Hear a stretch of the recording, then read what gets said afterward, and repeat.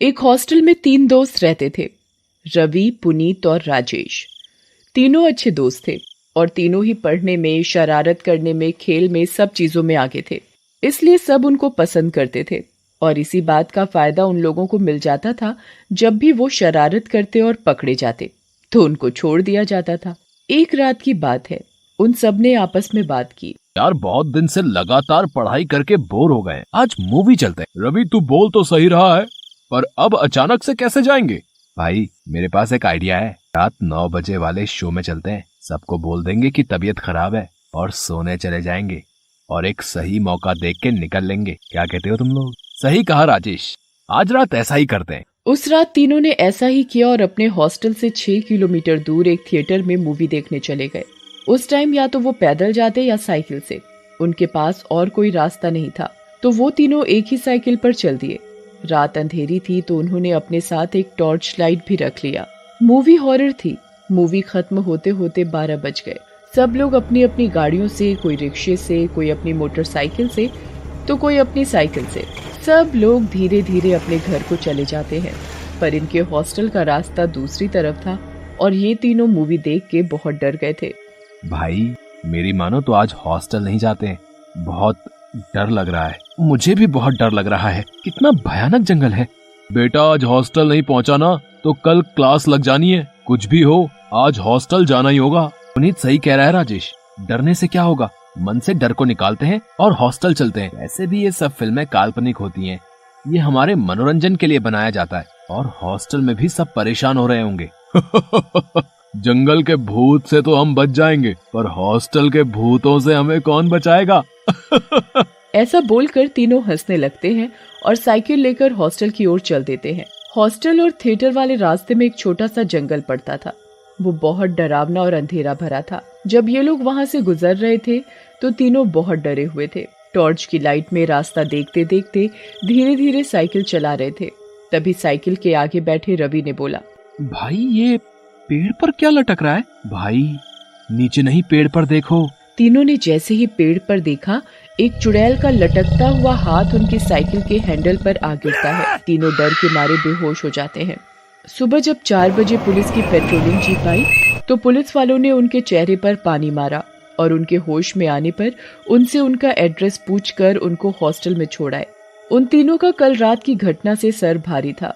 वो हॉस्टल पहुंचकर फ्रेश होके कुछ नाश्ता करके दोबारा सो गए। किसी से भी उन लोगों ने रात की घटना का जिक्र नहीं किया। रात हुई पर दिन में अच्छी नींद लेने के कारण उन तीनों को रात में नींद नहीं आ रही थी। तभी उनका दोस्त रोहित उनके कमरे में आया और उनसे बातें करने लगा।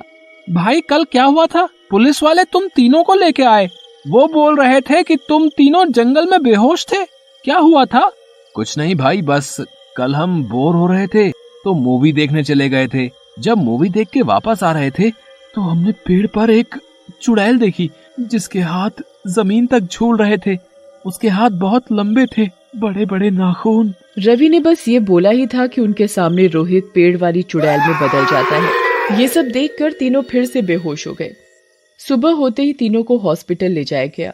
उनको बहुत तेज बुखार और कमजोरी महसूस हो रही थी और पूरा शरीर कांप रहा था। उन तीनों के चेहरे को देखकर यही लगता था जैसे उन तीनों ने कुछ बुरा अनुभव किया है। 2 दिन बीत गए, उनकी हालत में बहुत सुधार हो गया था। एक रात उनके पास नर्स आई।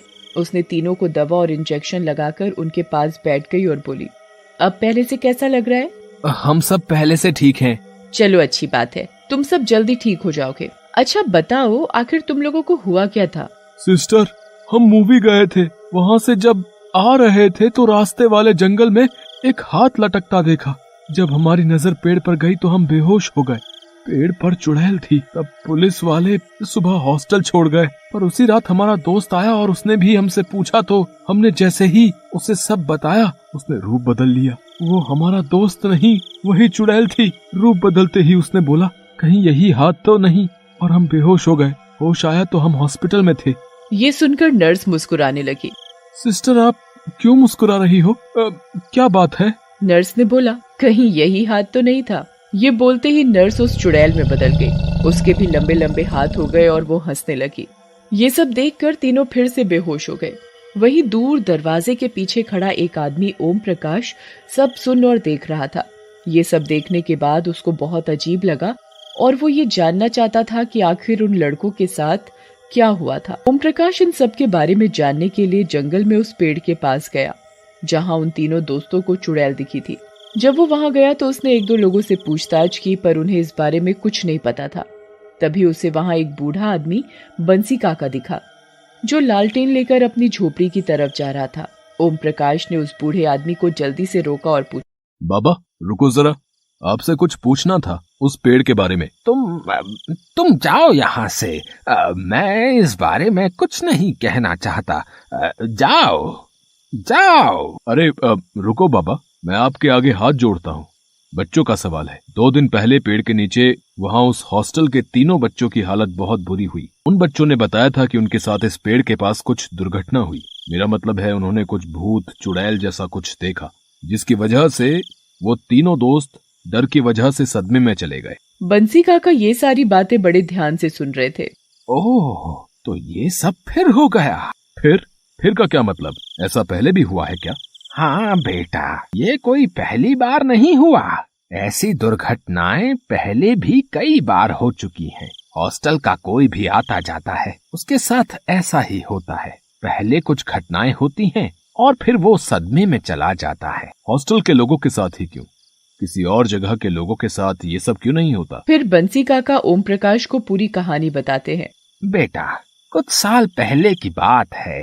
हॉस्टल के कुछ शरारती लड़के लड़कियों को परेशान करते थे और उनको ठीक से पढ़ने नहीं देते थे, और शरारत करके जब पकड़े जाते तो उन बेचारी लड़कियों का नाम लगा देते।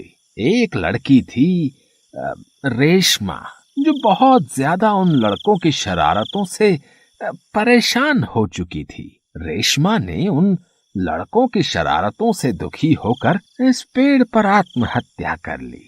तभी से उस रेशमा की आत्मा उस पेड़ के पास भटकती है और इसलिए वो सिर्फ हॉस्टल के लोगों को ही मारती है। अच्छा, ये सारी बात है। बाबा, ऐसे तो वो चुड़ैल इस पूरे हॉस्टल के लोगों को मार देगी। बाबा, इसको नष्ट करने का कोई उपाय नहीं है क्या? हाँ, एक उपाय तो है। इस पेड़ को रात होने से पहले जलाना पड़ेगा। अगले दिन सुबह ओम प्रकाश और बंसी काका दोनों आते हैं और उस पेड़ को जला देते हैं। पर जब बंसी काका और ओम प्रकाश जंगल वापस लौट रहे थे, तभी उन्हें ऐसा महसूस हुआ जैसे कोई उनका पीछा कर रहा है। जैसे ही वो पीछे मुड़े, देखा तो कोई नहीं। दूसरी बार जब किसी ने उन्हें पुकारा, तभी बंसी काका और ओम प्रकाश ने पीछे मुड़कर देखा। वहाँ एक औरत खड़ी थी जो उनसे जंगल के बाहर जाने का रास्ता पूछ रही थी। सुनिए, क्या आपको इस जंगल के बाहर जाने का रास्ता पता है? मैं यहाँ भटक गई हूँ। हाँ, हम दोनों भी जंगल के बाहर की तरफ ही जा रहे थे। आप हमारे साथ चल सकती हैं। वो औरत उन दोनों के साथ साथ चलने लगी। तभी बंसी काका की नजर उस औरत के पैरों की तरफ गई। ध्यान से देखने पर पता चला कि उसके पैर तो उल्टे हैं। वो बहुत चौंक गए। जैसे जैसे उसने ऊपर देखा, उस औरत की आंखें लाल हो गई, उसके बड़े बड़े नाखून हो गए और वो एक चुड़ैल के रूप में आ गई। बंसी काका बहुत डर गए। जैसे ही उसने ओम प्रकाश को बताना चाहा, चुड़ैल ने उसका गला पकड़ लिया। बंसी काका की करकराहती आवाज सुनकर ओम प्रकाश पीछे की तरफ देखने लगा। देखा तो पता चला वो औरत और कोई नहीं, चुड़ैल थी जिसे वो अभी अभी जला कर आए थे। बंसी काका ने जैसे तैसे खुद को छुड़ाया। फिर बंसी काका और ओम प्रकाश अपनी जान छुड़ाते हुए दूसरी ओर भागे और एक छोटे से मंदिर में जाकर छुप गए। वो चुड़ैल वापस कैसे आई बाबा? हमने तो उस पेड़ को जलाकर उसे मुक्त कर दिया था ना। हाँ, वही तो मैं भी सोच रहा हूँ। वो चुड़ैल वापस कैसे आई? थोड़ी देर सोचने के बाद बंसी काका को याद आया। वो चुड़ैल अपना बदला लेने इसलिए आई है क्योंकि उसे उन लड़कियों से माफी मंगवानी है। अब एक ही रास्ता है, वो लड़के उस चुड़ैल से माफी मांगे और उससे कहें कि आज के बाद कोई लड़की तो क्या, हॉस्टल का कोई भी इंसान किसी भी व्यक्ति को परेशान नहीं करेगा। फिर वो चुड़ैल हमेशा के लिए मुक्त हो सकती है। फिर ओम प्रकाश और बंसी काका मंदिर के बाहर की तरफ देखते हैं तो कोई भी नजर नहीं आता। तभी वो दोनों हॉस्पिटल की तरफ चल पड़ते हैं और हॉस्पिटल पहुंचकर उन तीनों लड़कों से मिलते हैं और सारी बात बताते हैं। तुम तीनों को उस चुड़ैल से माफी मांगनी पड़ेगी, तभी वो शांत होगी। तुम सबको हमारे साथ चलना होगा। वो चुड़ैल जरूर उस पेड़ के पास ही होगी जिसे हमने जलाया था। सुमित, पुनीत, राजेश, ओम प्रकाश और बंसी काका साथ मिलकर उस चुड़ैल के पास जाते हैं। चुड़ैल वहीं उस पेड़ पर बैठी होती है। सुमित, पुनीत और राजेश जैसे ही उस चुड़ैल के पास जाते हैं, चुड़ैल उसे मारने के लिए आती है। सुमित, पुनीत और राजेश उस चुड़ैल के सामने अपने घुटनों पर बैठकर उससे हाथ जोड़कर माफी मांगने लगते हैं। चुड़ैल, हमें माफ कर दो। हम दोबारा किसी भी व्यक्ति को परेशान नहीं करेंगे। हम आपसे वादा करते हैं, और जो आपके साथ हुआ आज के बाद किसी के साथ नहीं होगा। हमें हमारी गलती का पछतावा हो चुका है। ठीक है, मैं तुम्हारी माफी से सहमत हूँ। मुझे अब तुम पर विश्वास है कि अब आप सब किसी को परेशान नहीं करेंगे, और जो लोग दूसरों को परेशान करते हैं तुम लोग उनको ऐसा करने से रोकोगे। अब मैं यहाँ से जा रही हूँ, क्योंकि तुम लोगों की माफी से मेरा मन बदल गया है। अब मैं आसानी से मुक्त हो सकती हूँ।